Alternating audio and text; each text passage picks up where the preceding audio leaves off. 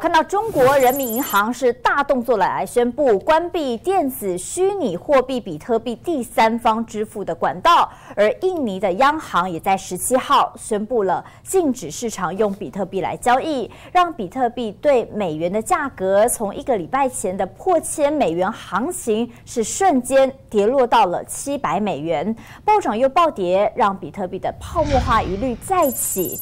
但是投资人更关注的还有它的交易安全性，而今天关键对话就为您邀请到了这个资安教父分安全的首席研究长，他现场跟带你来看看真的比特币长什么样。各位观众朋友，大家好！今年以来，比特币快速的窜红，现在1块钱的比特币已经可以换到1000美元了。不过，它到底是不是一个安全的货币呢？今天我们为您邀请到了全球著名的资安教父 Michael Hibner 来接受我们的专访。Michael 他很特别，他不仅和美国总统奥巴马齐名列于美国100大思想家，而且还受邀于 TED 4次演讲。今天我们就来欢迎 Michael。Hello, nice to meet you, Michael. Hello, Ashley, and hello, everybody. We know that Bitcoin is more popular now, but we are curious about that. On your perspective, do you think of it as a temporary rise or it will be a mainstream in the future?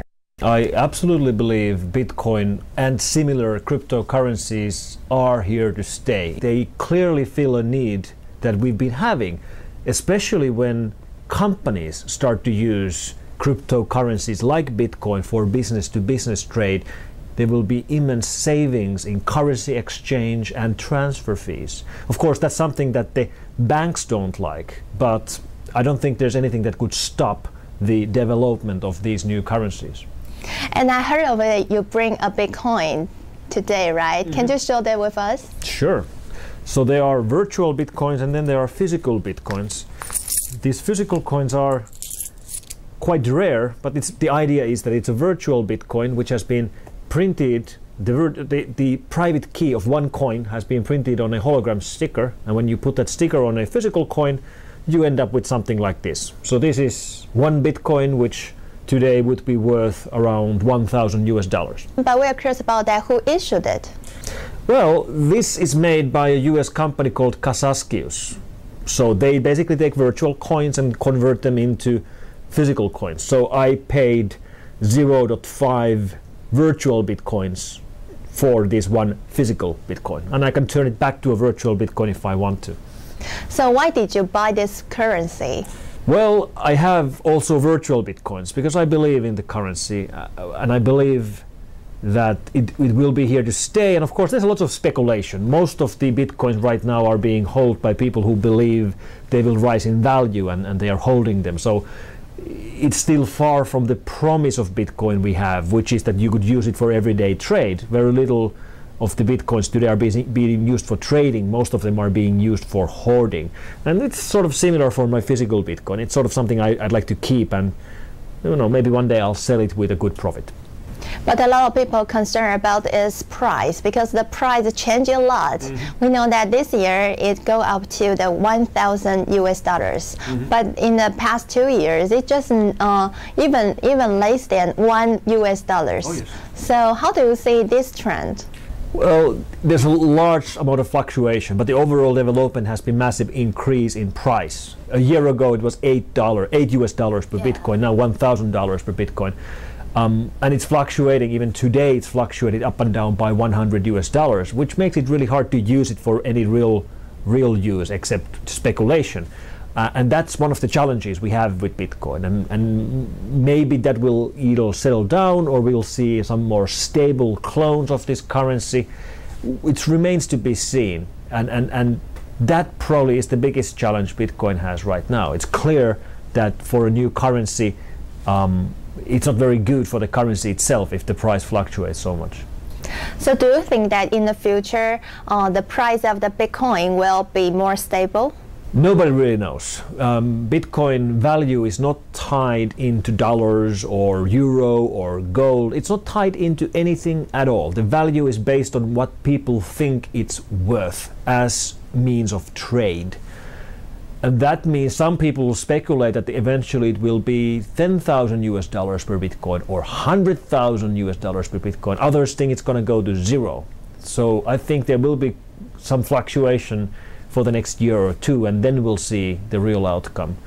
But at least for me personally, I have high hopes for it, and I'm not planning on selling my Bitcoins anytime soon. We want to talk more about the security of the Bitcoin. So from your point of view, if we want to use Bitcoin and invest in Bitcoin, what kind of things we have to pay attention? There's two kinds of risks we've seen so far. We've seen Bitcoin theft, and then we've seen Bitcoin generation. Bitcoin theft is very simple. It's digital money. So if people access your computers, they can steal your money. And once it's stolen, you'll never get it back. It's like cash being stolen from you. So you have to take care of your wallet files. You have to encrypt them, or if it's lots of money, you have to take it offline. You don't want to keep it on a computer which is online. The other problem is that Bitcoin is unique currency in the sense that it's constantly generated. I mean, all the currencies need new supply of cash. The way Bitcoin does this is that when people use these currencies, every single transaction between users is confirmed by other users, and other users get rewarded for confirming transactions.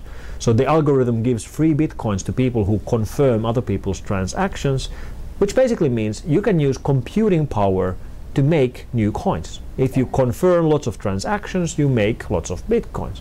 And that means that people are running botnets of infected computers, millions of infected computers, and using other people's computers to do these confirmations. So basically botnets which are mining for Bitcoins. And that is a completely unique scenario, because we've seen criminals run infected botnets which will steal money by keyloggers or make money with banking Trojan attacks or ransom Trojan attacks. But here they're actually running botnets not to steal anything at all, but to create new money, create wealth. And we don't really know if that's a problem or not. It's sort of like a beneficial botnet, because the more computers you have in the Bitcoin peer-to-peer network, the more secure and faster the transactions are, because there are so many computers confirming them. But at the same time, we know criminals are gaining access to Bitcoin because they are using other people's computers to do mining. It's a very complicated scenario, and nobody really yet understands what we should be thinking about it. But we know that even that we can use this Bitcoin in the USA and other countries. But in China, the China government refused to recognize this currency. How do you see? Bitcoin is an algorithm, so it's math. There's no way to regulate math. I mean, you can tell that you're not supposed to use it, but there's no way of stopping this, and there's no way of regulating it. And I do believe that in the long run, cryptocurrencies are here to stay. It might not be Bitcoin, which becomes the world-class mainstream currency, but I'm sure a currency like Bitcoin, maybe some of the sons of Bitcoin or cousins of Bitcoin, and there's already dozens of clones like Litecoin and Peercoin and Namecoin and others. So one of these will stick, and one of them will become a global currency. And another question is that how's your suggestion for the government to face and deal with the problem of the Bitcoin? I don't think governments really care which currency their citizens are using, as long as the citizens pay their taxes. You know, why would they care? As long as everything is legal and everything is out in the open and people pay their taxes, it doesn't really matter which currency you use. It's not really the problem of the governments. It is a problem of the banks. Banks hate cryptocurrencies because it sort of makes banks irrelevant, or they make banks irrelevant for moving money. We still need banks for deposits and savings. We just wouldn't need them for moving money. But even if banks hate the idea of cryptocurrencies, I don't think there's anything they can do to stop it. Bitcoin is an algorithm. You cannot regulate an algorithm. You cannot stop an algorithm. It's math. So do you think that the rise of the Bitcoin will cause the reduce of the bank? Absolutely, in the long run. Money moving between businesses and internationally will be moving to online movements with currencies which have nothing to do with current banks. So maybe in the future the bank will disappear because of this digital currency? I don't believe banks will disappear. Banks will morph into places where you save your money and where you invest your money, but you don't move with your money through the banks anymore. I think eventually it will be a global currency and it will be recognized everywhere in the world. Thank you, Miko。Miko 深信比特币未来将会变成国际间普遍的货币，不过缺少中央控管机构是比特币的特色，却也在资讯安全上面构成了挑战。到底未来比特币会不会取代真的传统的货币，也考验着各国政府对它的接受程度。